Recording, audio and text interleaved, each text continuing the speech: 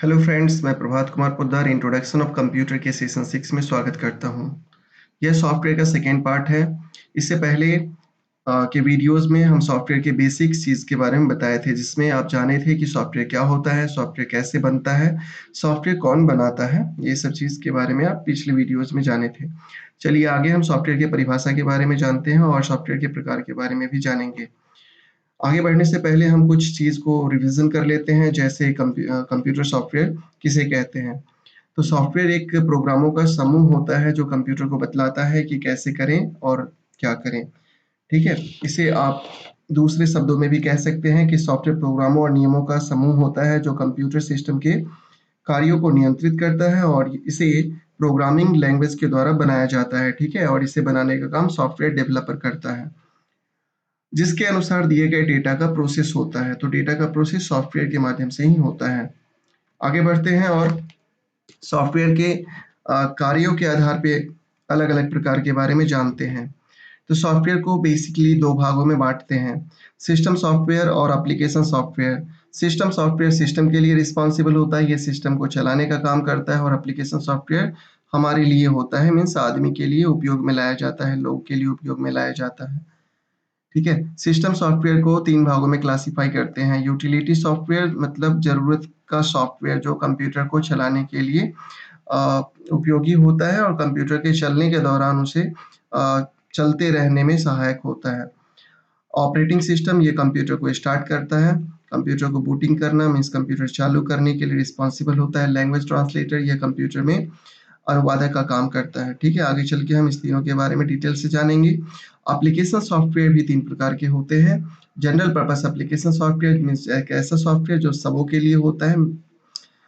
Special purpose application software जो किसी विशेष संस्थान के द्वारा उपयोग में लाया जाता है और मोबाइल ऐप्स जो कि मोबाइल के प्ले स्टोर या ऐप स्टोर से डाउनलोड करते हैं। आगे बढ़ते हैं और हम आगे सिस्टम सॉफ्टवेयर के बारे में जानते हैं। सिस्टम सॉफ्टवेयर किसे कहते हैं? तो सिस्टम सॉफ्टवेयर एक ऐसा सॉफ्टवेयर होता है जो हमारे कंप्यूटर के हार्डवेयर को मैनेज करता है, ठीक है? जो हमारे कंप्यूटर के हार्डवेयर को मैनेज करता है और इन्हीं वजह से एप्लीकेशन सॉफ्टवेयर कंप्यूटर में चल पाता है या हम उस एप्लीकेशन सॉफ्टवेयर पे काम कर पाते हैं, ठीक है?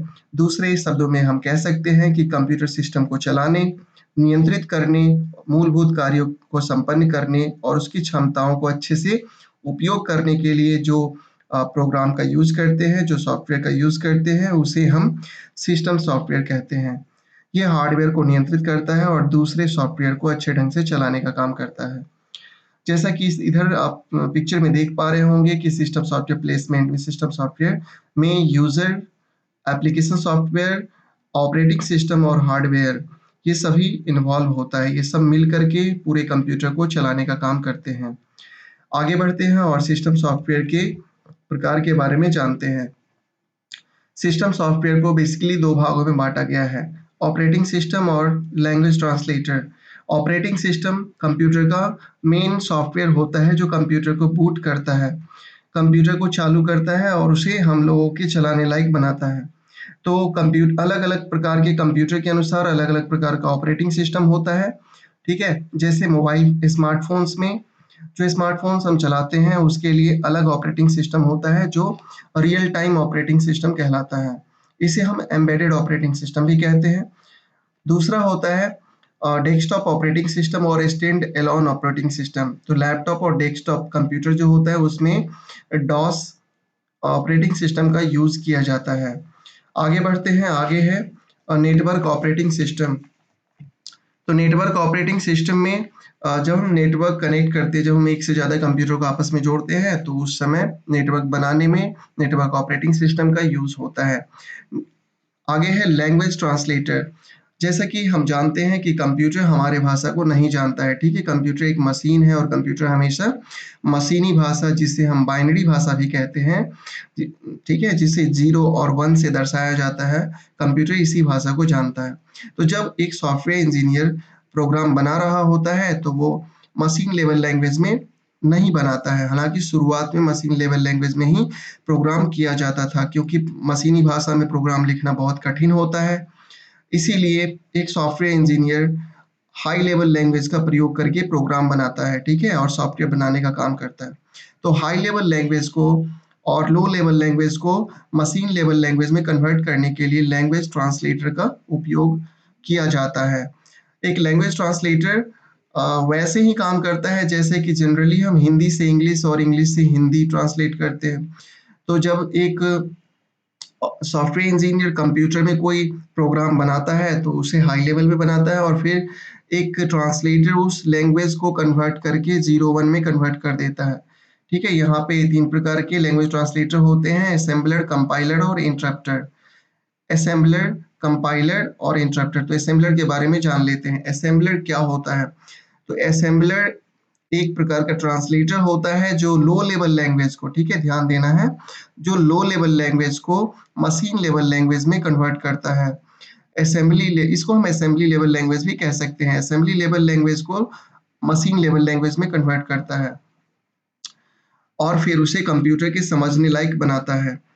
असेंबली भाषा में प्रोग्राम को सोर्स प्रोग्राम कहते हैं। ठीक है, इस पॉइंट को आप याद रखिएगा। असेंबली भाषा में प्रयोग किए गए प्रोग्राम को सोर्स प्रोग्राम कहा जाता है। क्रियान्वयन के पश्चात मतलब प्रोसेस के पश्चात प्रोग्राम को ऑब्जेक्ट प्रोग्राम कहते हैं। ठीक है, मतलब जब असेंबलर अपना काम कर चुका होता है तो ये ऑब्जेक्ट प्रोग्राम में बदल देता है। किसको? सोर्स प्रोग्राम को ऑब्जेक्ट प्रोग्राम में बदलने का काम असेंबलर करता है। आगे है कंपाइलर।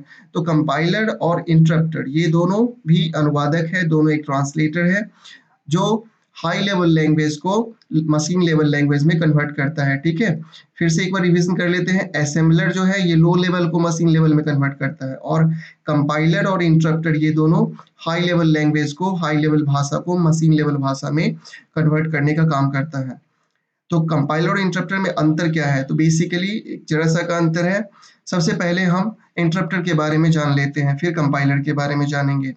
तो इंटरप्टर जो होता है ये हाई लेवल लैंग्वेज को मशीन भाषा में रूपांतरित करता है, परंतु यह प्रोग्राम के एक-एक लाइन को बारी-बारी से रूपांतरित करने का काम करता है। मतलब आप कह सकते हैं कि ये स्लो होता है। ठीक है, अगर कोई गलती हो तो उसे जांच करके दूसरे लाइन में जाता है। लेकिन कंपाइलर जो होता है ये एक ही बार में पूरे प्रोग्राम को रूपांतरित कर देता है तथा गलतियों को उनके क्रम में एक साथ सूचित करता है। ठीक है, तो ये दोनों में अंतर है।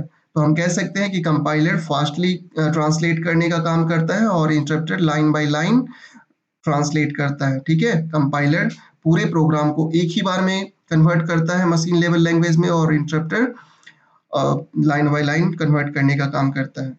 आगे बढ़ते हैं। आगे हम ऑपरेटिंग सिस्टम के बारे में जानेंगे। ऑपरेटिंग सिस्टम क्या होता है? तो ऑपरेटिंग सिस्टम प्रोग्रामों का एक ऐसा समूह होता है जो कंप्यूटर के संपूर्ण क्रियाकलापों को नियंत्रित करता है।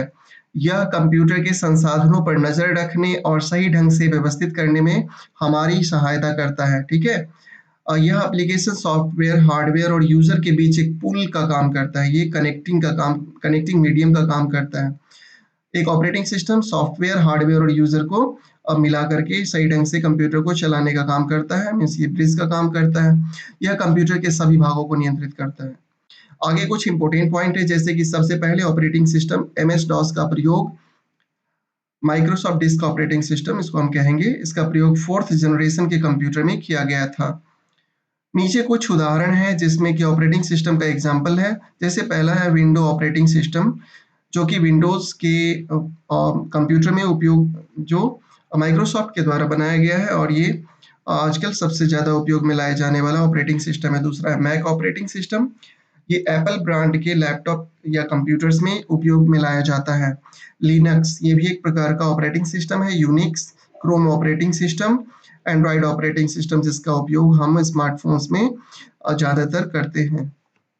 आगे बढ़ते हैं और ऑपरेटिंग सिस्टम के बारे में, ऑपरेटिंग सिस्टम के कार्य के बारे में जानते हैं। ऑपरेटिंग सिस्टम का पहला काम है कि ये सभी भागों को नियंत्रित करके सही रूप से काम लेता है। ठीक है, आगे ग्राफिकल यूजर इंटरफेस प्रोवाइड करना। देखो ग्राफिकल यूजर इंटरफेस होता क्या है? Graphical user interface means user को कंप्यूटर से अवेयर कराना, उसको एक एक विंडो प्रोवाइड करना जहां से यूजर कंप्यूटर पे काम कर सके। ठीक है, या फिर आप कह सकते हैं साधारण भाषा में कि कंप्यूटर को चलाने लायक बनाने का काम ऑपरेटिंग सिस्टम का ही होता है। इसे हम ग्राफिकल यूजर इंटरफेस कहते हैं।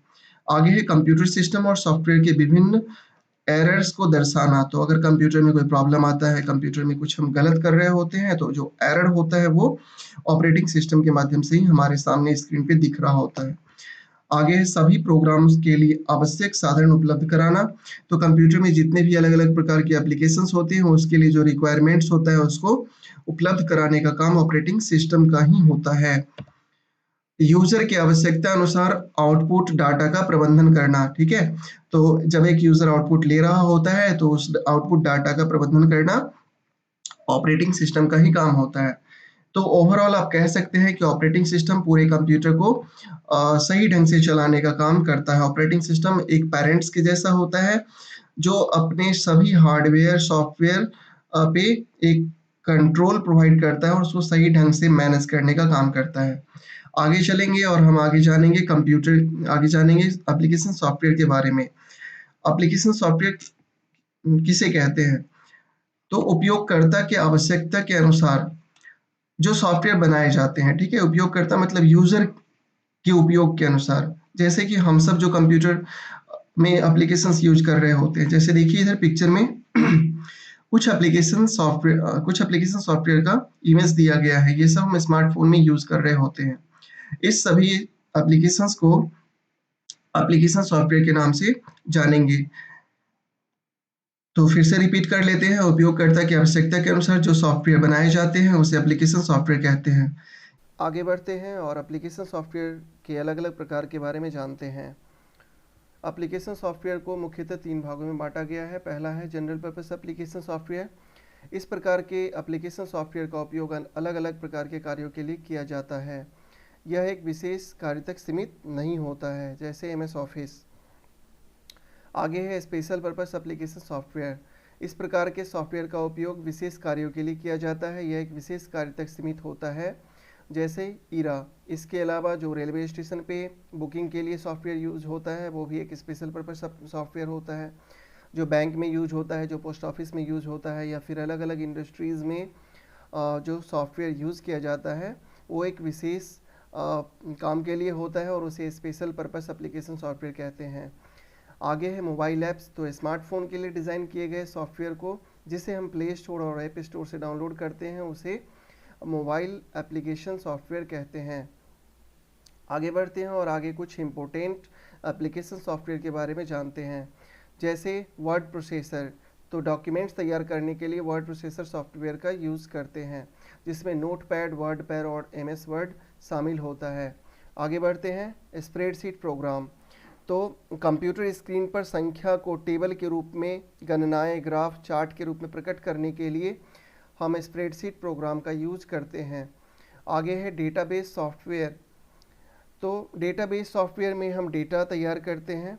इसका प्रयोग डेटा स्टोर करने, परिवर्तन करने, रिपोर्ट तैयार करने आदि के लिए किया जाता है। आगे है डेस्कटॉप पब्लिशिंग। तो ये एक एप्लीकेशन सॉफ्टवेयर है जिसका उपयोग प्रकाशन में अच्छी गुणवत्ता प्राप्त करने के लिए किया जाता है। आगे है ग्राफिक्स सॉफ्टवेयर। तो ग्राफिक्स सॉफ्टवेयर की सहायता से 2 डायमेंशनल और 3 डायमेंशनल ग्राफ तैयार कर सकते हैं। इसका उदाहरण है CAD, means computer aided design. ये सॉफ्टवेयर का सबसे ज़्यादा उपयोग किया जाता है। आगे है प्रेजेंटेशन सॉफ्टवेयर। तो प्रस्तुति तैयार करने के लिए प्रेजेंटेशन सॉफ्टवेयर का उपयोग किया जाता है। इसमें शब्दों, चित्रों को सजा करके एक प्रेजेंटेशन तैयार किया जाता है, एक प्रस्तुति तैयार किया जाता है। आगे है अकाउंटिंग सॉफ्टवेयर। तो वित्तीय लेखांकन, व्यापारिक लेन देन, बैंक खाते, स्टॉक, आय व्यय और लेखा जोखा रखने के लिए अकाउंटिंग सॉफ्टवेयर का उपयोग किया जाता है। इसमें सबसे व्यापक रूप में टैली का इस्तेमाल किया जाता है। तो इस सेशन में सॉफ्टवेयर में हम इतना ही जानें, और अगर आप और ज़्यादा इन्फॉर्मेशन लेना चाहते हैं तो आप अपने बुक BSCIT बुक को फॉलो कर सकते हैं, जिसमें चैप्टर नंबर 3, चैप्टर नंबर 4 और चैप्टर नंबर 10 को पढ़ सकते हैं। इस चैप्टर में एप्लीकेशन सॉफ्टवेयर, सिस्टम सॉफ्टवेयर और ट्रांसलेटर के बारे में दिया गया है। अगले सेशन में हम निम्नलिखित के बारे में जानेंगे। ठीक है, ये सब पॉइंट्स अगले सेशन में हम डिस्कस करेंगे। अभी के लिए इतना ही। Thank you. अच्छा लगे तो लाइक कीजिए और सब्सक्राइब करना ना भूलें।